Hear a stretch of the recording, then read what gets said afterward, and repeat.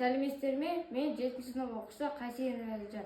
Мен жауабым тақырыбы қарапайым су фильтрін жасау арқылы суды тазарту. Мен жауабымның өзектілігі су тіршілік көзі. Алайда қазіргі таңда су ластанған. Әсіресе ауылдық жерлерде және де табиғатта қоқыстану кездеседі. Ластанған суды тұтынған адам денсаулығына зиян келтіруі мүмкін. Осы мәселені шешудің бір жолы суды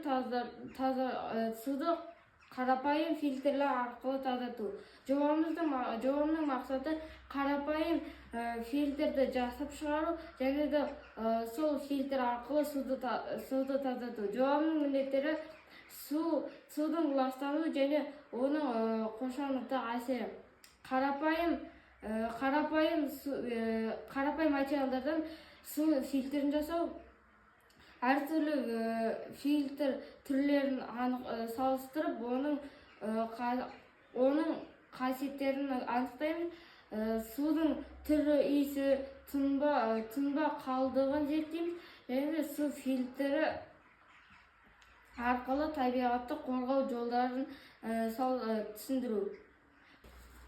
Суды тазарту үшін сүзгі процесі қолданылады.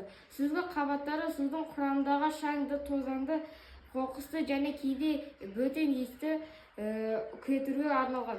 Сүзгі қабаттарының бөлімдері: құм ірі бөлшектерді ұстайды, көмір иісті және кейбір зиянды заттарды ұстайды, мақта соңғы сүзгі және де ұсақ бөлшектерді ұстайды. Тас қабаттары суды біркелкі ағуына көмектеседі. Фильтрдің тиімділігі қабат санына, материал санына және де олардың орналасу тәртібіне байланысты болады. Мен қазір 2 су фильтрін дайындайтын боламын.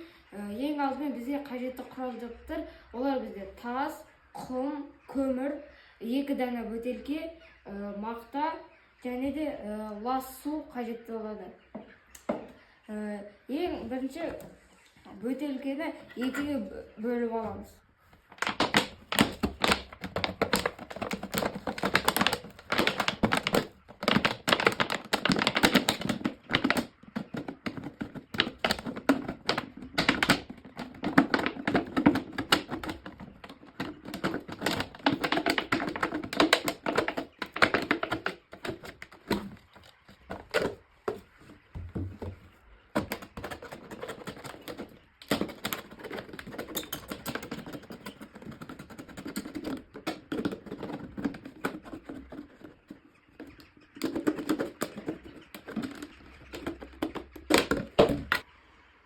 Ең бірінші біз көмірлі фильтр дайындайтын боламыз. Ол үшін ең төменгісіне мақта, одан кейін көмір,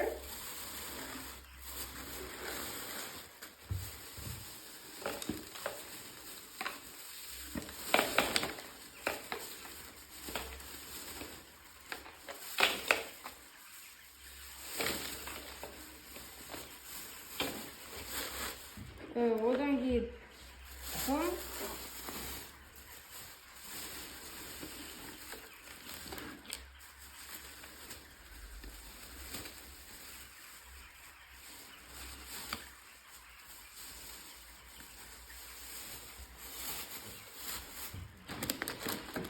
ең соңында тас қажет болады.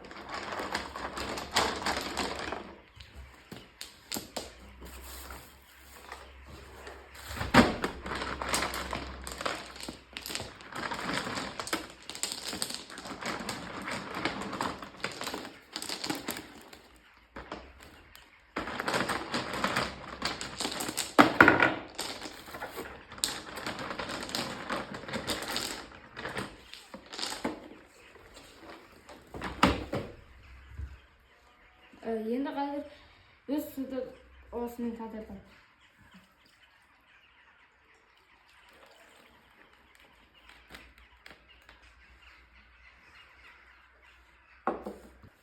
Енді келесі көп қабатты фильтр дайындаймыз.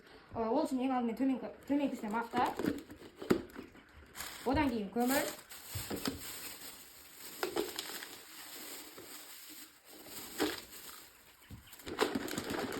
одан кейін құм,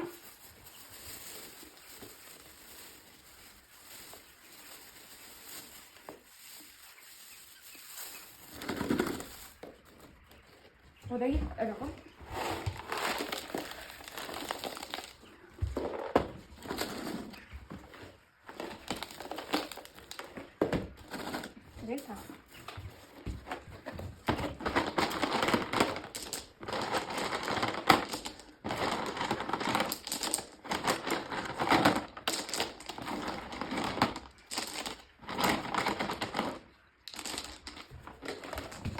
енді осы фильтрдің суды қаншалықты тазартатынын көреміз.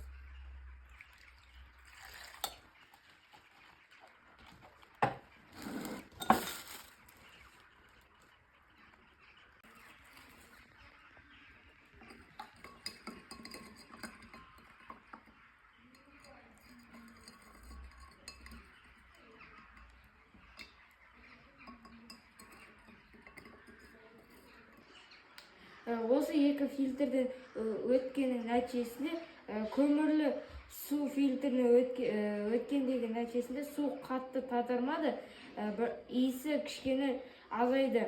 Одан кейін тұнба біраз қалды, бірақ бұны ішуге болмайды. Ал енді көп қабатты көмірлі су фильтрінде су жақсы тазарды, одан иісі жойылды, одан тұнба қалмады. Өз жобамды қорытындылай келе, әртүрлі фильтрлерді салыстыру арқылы ең тиімдісін анықтауға болады. Зерттеу барысында қарапайым материалдарды пайдалана отырып, суды белгілі бір деңгейде тазартуға болатынын анықтадым. Жасалған фильтр арқылы лас судың құрамындағы ірі бөлшектер жойылып, қоспалар сүзілді. Нәтижесінде су айтарлықтай таза болды. Тәжірибе нәтижесінде көп қабатты, әсіресе көмір қосылған фильтрдің тиімділігі өте жоғары болды. Дегенмен бұл әдіс суды толық ішуге жарамды етпейтінін түсіндім. Бұл жоба арқылы мен судың маңыздылығын және оны қорғау қажеттігін түсіндім. Әр адам табиғатты қорғауға өз үлесін қосуға қажет. Қарапайым әрекеттің өзі үлкен нәтижеге жеткізе алатынын түсіндім. Назарларыңызға рахмет.